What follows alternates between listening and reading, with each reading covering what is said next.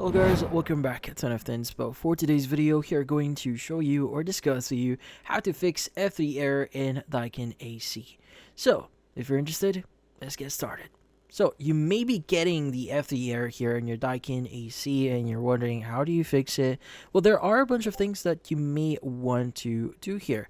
So, first things first is you may want to basically check the outer unit circuit board here. So in this case, the outer unit circuit board specifically might be damaged due to weather or power issues, or even like if rodents got into your AC here.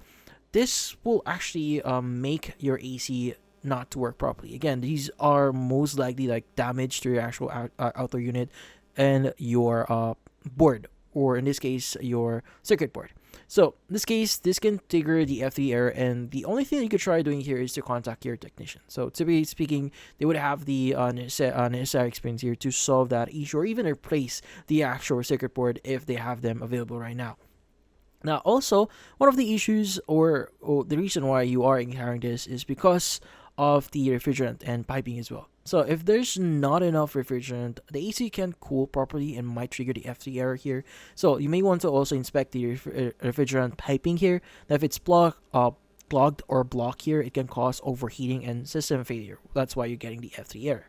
Now also, you may want to check your temperature sensor here. Now, the temperature sensor may have been moved out of place or become loose here, so make sure it's correctly positioned and not damaged.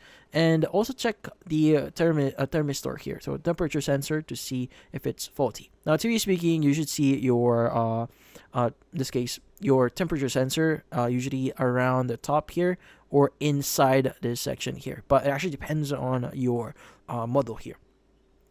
Now, also you may want to check for any debris and ensure good airflow here. So yeah, so make sure that the area around the outer unit is actually clean. So if you do see it, like if you have like a simple hose that you could actually use to clean it. Now, don't use any kind of brush or any hard surfaces that you could rub around the area here. So usually at the sides, you should be able to see like grills on it. So don't use any just brush, like maybe use a soft brush and just use a up and down motion. Just move away any dirt that may have accumulated on it. And also inside the main unit as well, as you can see, there's a top here.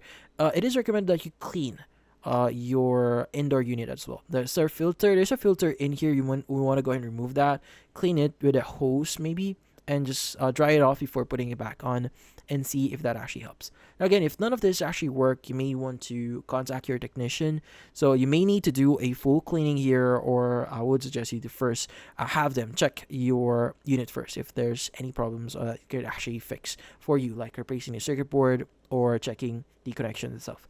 But in this case, that's about it. Hopefully this video is able to help you. Like and subscribe to NF Inspo. Thank you for watching.